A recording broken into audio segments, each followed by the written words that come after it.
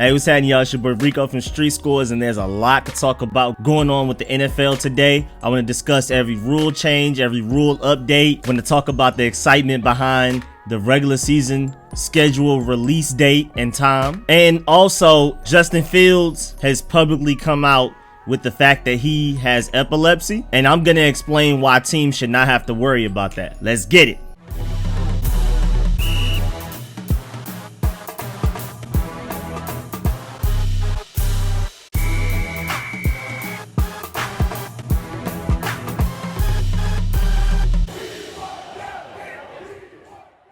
Alright, so first of all, let's start with all of the rules and rule updates. First up, the NFL owners have approved the Chiefs' proposal to expand the use of single-digit numbers. So now, quarterbacks and kickers and punters can use numbers 1 through 19. Running backs, tight ends, and receivers can go 1 through 49 and 80 through 89. DBs can now be 1 through 49. Linebackers can be 1 through 59 and 90 through 99. Offensive linemen are 50 through 79, and defensive linemen are 50 through 79, and of course also 90 through 99. And that's a pretty big change to the NFL. Like, that is gonna make everything look so different. I'm not exactly sure if people understand how aesthetically different the NFL will look with these new jersey updates and them laxing on the rules a little bit. For me, I preferred it the way that it was before because I liked how going from college to the NFL, there was a difference.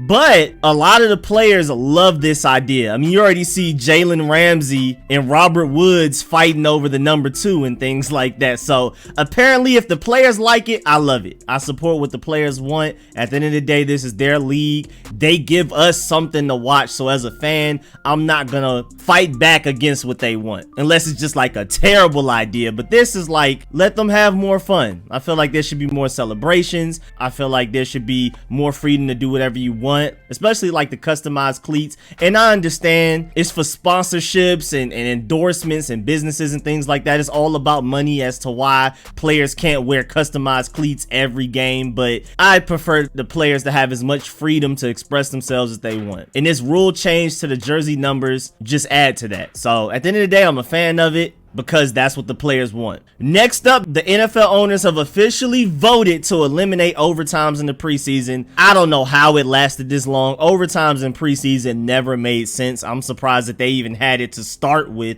when we thought of the idea of a preseason. So I'm glad that this rule is finally eliminated, because who cares about a preseason tie? And I know with them already taking away the 4th preseason game so that we can have an extra bye week before we hit the 17-game regular season, and now you're taking away potential overtimes. So players that are trying to make a name for themselves and earn a roster spot, of course this hurts them ultimately. But overtimes in preseason was a little crazy to begin with, just in general. This is just for player safety. Granted, you don't have to play your starters in the preseason, so even if there is an overtime, they shouldn't be at risk unless you want them to be at risk. But I understand with them being like, man, no more overtimes in the preseason. You're just putting everybody at risk. And I would prefer an extra preseason game over overtimes, because at least with an extra game you get some days of rest. But overtimes, you're playing a full 4 quarters, and then as your body is already broken down, you're getting ready to play another. So if anything, bring back another preseason game over bringing back that overtime. But at the same time, if you add another week of the NFL schedule, or players don't have time off to completely do what they want to do, of course they're going to push back. They already hate the fact that there's been an extra week or 2 added to the NFL schedule to where they don't have a real off season like before they come back for mini camps, OTAs, and training camp. So to impede further into that off season, I'm pretty sure there's going to be a lot of pushback from the players. So I think this is a nice compromise right here. And again, I do feel sorry for the guys that are trying to make a name for themselves in the preseason, but we'll see how this goes. When in doubt, if for some reason this rule change is just catastrophic, they can just change it next year. Also, this is a big one that a lot of people may not know about. It's approved of the competition committee's proposal for expanded booth to official communication. This is a popular change that should lead to fewer errors with objective calls that are clear on TV, such as possession, complete and incomplete, and even more things like that. You know how like we'll see it on TV and we'll clearly know, man, that's incomplete, or that's not a first down, or you know, things like that. The refs on the field don't have these angles that we see when they're checking the replay. So now with there being more communication between the booth and the refs and the officials, that should help a lot of those discrepancies. The replay assistant can now consult with the on-field officials on possession of the ball, whether a pass was complete or incomplete, whether a ball carrier reached the goal line or first down marker, or was in bounds or out of bounds, and also whether a ball carrier was down by contact. So now we should get a lot less bad calls as far as that goes. Maybe on the field it'll be bad, but now with replay, they can now access more resources to be able to get these calls right. And I don't feel like this is going to slow the game down enough to where this should be an issue at all. I feel like all this does is help. Another rule change: NFL owners approved a proposal by the competition committee to limit the receiving team on kickoffs to having just 9 players within 25 yards of the spot of the kickoff. This is designed to aid the kicking team in trying to recover onside kicks. So now I'm not expecting it to be a dramatic difference, but overall we can expect to see an increase, whether big or small, percentage wise, in recovered onside kicks. Now, what the Cowboys did to the Falcons, that was just the Falcons being terrible. Situations like that are just, the Cowboys were going to get that whether this rule was in place or not, because it wasn't last year. But just overall, percentage wise, expect an increase in recovered onside kicks from the kickoff teams. Again, we don't know how large or how small, but definitely expect a larger increase with the rules favoring the kickoff teams now. This rule change to aid the kicking team in trying to recover onside kicks comes with the 4th and 15 alternative to the onside kick having been tabled by the Eagles, who have proposed it. So the Eagles proposed there be a 4th and 15 alternative to onside kicks, and if you can convert that, now you get the ball again, back-to-back possessions, instead of doing an onside kick. But that proposal was tabled. The Eagles felt like they weren't going to get enough support on it, so they just pretty much retracted that proposal before NFL owners could really even vote for it. I guess they just knew like this wasn't going to happen. I guess it was too radical of a change, maybe. I mean, because that is pretty crazy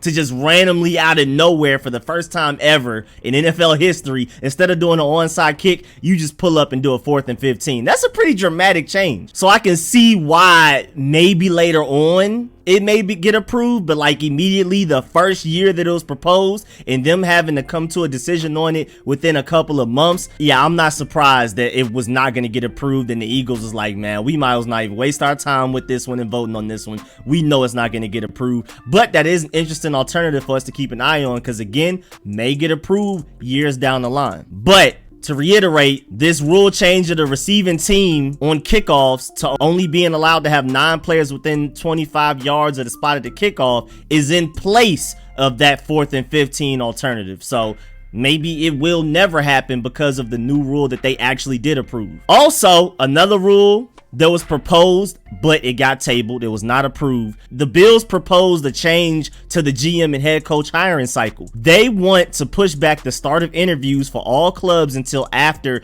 conference championship games, and no hires until after the Super Bowl. But it was tabled for more discussion by the diversity committee. So we probably won't see that get approved, if it does get approved, until next year. But I can definitely see why that rule should be approved, but they just feel like it needs to be discussed further before it is, so we may just have to wait till next offseason. And lastly, another rule that was proposed today but was tabled, did not get approved, was by the competition committee asking to expand the prohibition on blocks below the waist. They don't want guys getting cut block, chop block, and just blocked in general below the waist. They want further rules to prohibit that, but it was not approved, so this will probably be discussed further and may come back up next year. Also, big announcement, moving on from rule changes and rule updates, the NFL has announced that it will release its schedule for the 2021 regular season on May 12th, 8 p.m. Eastern time. I may do a live stream leading up to that so we can get excited and try to guess when we'll play guys, how many Monday night games My Burgundy and Gold will get, how many Sunday night games games, primetime games just in general, all of that type of stuff. So I may do a live stream leading up to that and then have like a official schedule release reaction once it finally comes out, because like we'll just get random games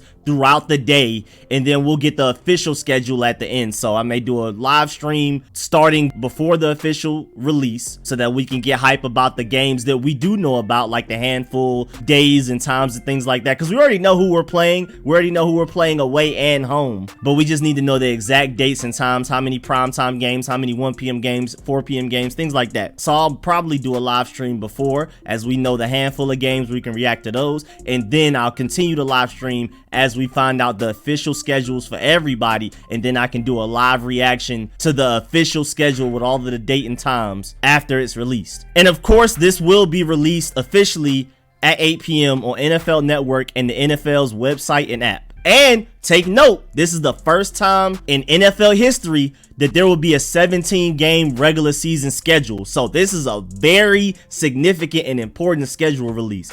Definitely more significant than any schedule releases in the past 20 years since they added the 16 games. And lastly, I just want to talk about how Justin Fields has finally come out and publicly confirmed to NFL teams and just the general public that he has been managing epilepsy. First of all, it hasn't affected his play on the field yet. I don't expect it to at the NFL level. Secondly, he's only going to get better with managing it, especially once he has more money. Remember, he's a college athlete who's pretty much broke. So even if there was some type of therapy or counseling or any resources that can help him manage this, he hasn't really had access to those. Now he will at the NFL level, first of all, because I'm pretty sure whatever team drafts him are going to put whatever budget they have to into helping him do that. And when in doubt, he has his own money to do it as well. So if he's been able to handle it that well in college, he's only going to be better with it at the NFL level. So I'm not worried. And even just in the point of view of my burgundy and gold, we took a chance on Jonathan Allen, who fell way further in the draft than he should have because out of nowhere there were arthritis concerns. That hasn't affected his play on the field at all.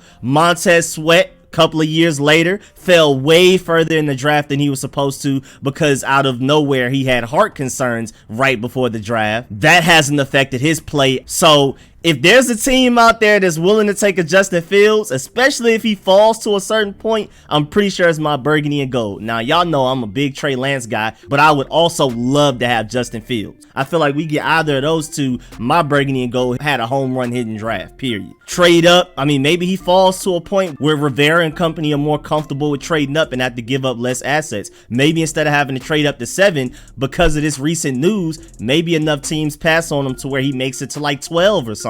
Who knows? We'll see. Don't want to dive too much into speculations and what ifs and things like that. Just know I'm pretty sure this news will affect his draft stock, but I also feel like this epilepsy will not affect his play. And just to let some of y'all know who may not know what epilepsy exactly is, it's a neurological disorder that can cause seizures. They're very sensitive to bright flashing lights occasionally. But sources say that it has not affected his football, like I just said, as we can clearly see on tape. And doctors also believe he'll outgrow it as his other family members have. So it runs in his family. His other family members have completely recovered from it. Like they just don't have it at all anymore. And they're expecting him to do the same. And if there were anybody in his family that I would expect to recover from it, it's him, who's more than likely the best athlete out of his family by far. If anybody's body is built to handle that, and if anybody has the budget to get the resources to recover from it and to overcome it, it's Justin Fields. So again, it doesn't worry me. And I already know there's some people out there that hate Justin Fields already. So this news is just like he's done in their mind. There's no way they want him. He's over with for them. So I already know I'm gonna have people in the comment section talking about he's undraftable and things like that. I'm not even gonna respond.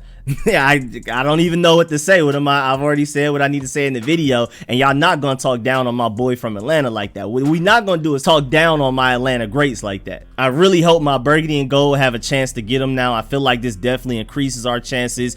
I don't want to be happy about the news because I mean that's wishing ill will on him, and then also hoping that he slides down draft boards is also pretty selfish because that's less money he makes. But man, I really feel like we can get him and be Super Bowl contenders for real. But that that's the end of this video, man. Please like this video if you liked it. If you learned anything, please get in the comment section and let me know how you feel about everything discussed, how you feel about all of these rule updates, the ones that were approved, the ones that weren't approved, and of course, let me know how excited you are about this schedule release.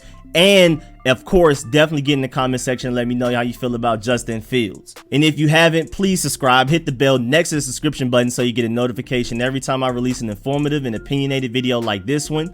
All of my mock drafts, my film sessions, my consistent live streams every week. Definitely stay tuned for all of that. And again, I'll keep saying in every video and every live stream, I will be live streaming before the draft, Thursday 2 p.m. and I will also be live streaming during rounds 1 through 5. So that's day 1, round 1, day 2, rounds 2 and 3, and then just rounds 4 and 5 of day 3 on Saturday. So make sure you pull up for those live streams, because I won't just be analyzing burgundy and gold things. I'm a GM. My favorite part of football is team building, scouting. I even go as far as like being heavy on high school recruiting and things like that. So like the draft is pretty much my favorite part of the entire year. So I will be analyzing every pick, doing predictions for every pick as well. Before every pick, say who the team should get, and then after who they pick, analyze whether it was a good pick or not, why and why not. So expect full coverage of the NFL draft, not just burgundy and gold coverage at all. And as always, man, I really appreciate all of the support. Everybody that pulls up to every video and live stream, leaves a like, shares it out to others so we can add more members to the Street Scores family. We're on our way to 10K, man. We're right there, 10K subscribers. And of course, man, I appreciate everybody that donates.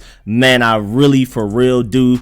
Big shouts out to all of my sponsors, especially my Provo sponsors whose name you see scrolling on the screen right now, man. Really appreciate all of y'all. I'll catch y'all later. I'm out.